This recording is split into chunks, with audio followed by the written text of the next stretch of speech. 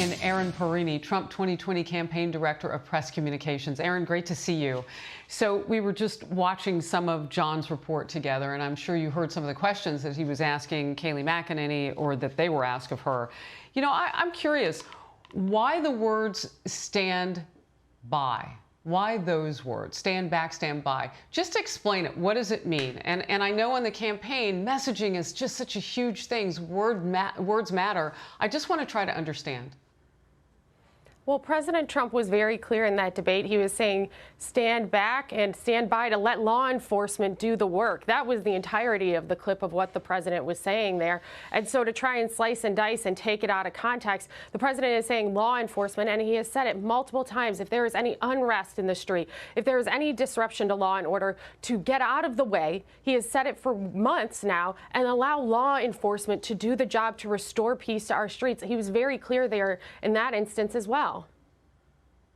You know, you heard John's report. We know since almost this happened the day after the debate. And I say happened because in the black community, can be a happening. Not everybody sees it the same, right? So Senator Tim Scott is saying, is the president going to clarify the first day now, further urging him to, along with now Mitch McConnell, Senate Majority Leader, saying, I'm with Tim Scott, just earlier today, saying, is he going to denounce white supremacy? And the president has before, but there is a fresh call for this. And I'm just wondering what the discussions are in the campaign about what's coming next.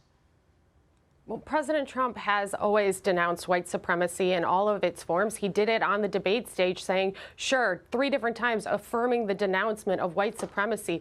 And let's remember here, this is a president who has actually taken action against bigotry and hate groups in the United States, identifying the KKK as a terrorist organization just last week. And really the question that should be asked is, who is better for Black America here? Because it's not Joe Biden, it's President Trump, who put billions of dollars forward for the Platinum Plan, has allowed for opportunity zones, which put money into low-income communities in the United States, provided funding for historically Black colleges and universities, and we saw record low unemployment rate for Black Americans because of Donald Trump's policies. Those are the questions that should be asked here, and instead the media is hung up when the president for decades has unequivocally denounced hatred and bigotry in all of its forms, and we do the same here on the campaign.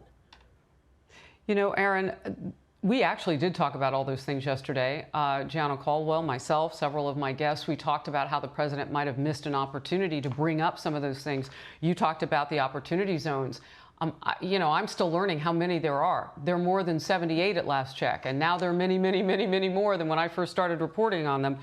Just a missed opportunity, which brings me to this Politico headline that says how Trump torpedoed the presidential debates. Now, the commission's brief statement didn't mention either candidate by name, but it was clear the move was intended to crack down on the disruptions, largely, though not exclusively, instigated by the president. Some of the criticism coming, as I mentioned, Erin, that there were missed opportunities to go after Joe Biden on some things that maybe he was weaker on. What does it look like for the president going forward with the next debate? How are you prepping for that? What are some of the things that you'd like to see changed in the debate format?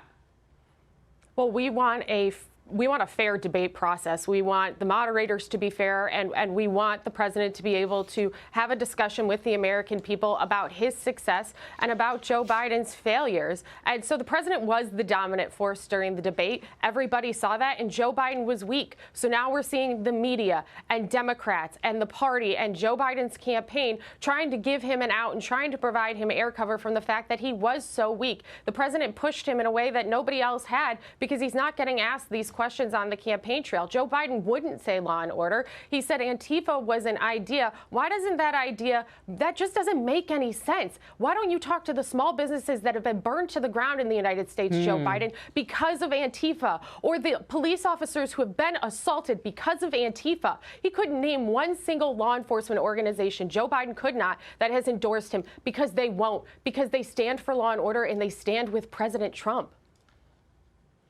Some of those are questions that I would want to ask on a follow-up. Let's move on to this. President Trump took aim at a Minnesota Democrat, Ilhan Omar, last night in Duluth, Minnesota. Let's watch, and then, Erin, I'll get your reaction. What is going on with Omar? I've been reading these reports for 2 years about how corrupt and crooked she is. Let's get with it. Let's get with it. I mean, frankly, harvesting's terrible, but it's the least of the things that she has done. How the hell? Then she tells us how to run our country. Can you believe it? Erin, what does a freshman Democrat representative in the House have to do anything with what President Trump is trying to do to get reelected? Why did he target her in his political statements? Well, recent reports have surfaced that there could be ballot harvesting where individuals are being paid for their ballots and those ballots are being held, and that undermines a free and fair election process, and it's been happening in her district. So absolutely, this only raises the alarms that President Trump has been trying to raise about the election process and about attempts by Democrats to undermine the free and fair election process in the United States. So yeah, absolutely, he's going to point out the fact that there are big concerns, big questions, and an investigation that should be going on regarding the legitimacy and the fairness of the election process out there. It only amplifies what he's been saying, and it's a Democrat freshman, an extreme member of the Socialist Squad, who happens to be the person whose district this is happening in. Of course he's going to talk about it. Really quickly, you know, President Trump has done some things that I would imagine you are focusing now on women in the suburbs, which there are many. I used to live in Minnesota. I actually got engaged in Duluth, oddly enough.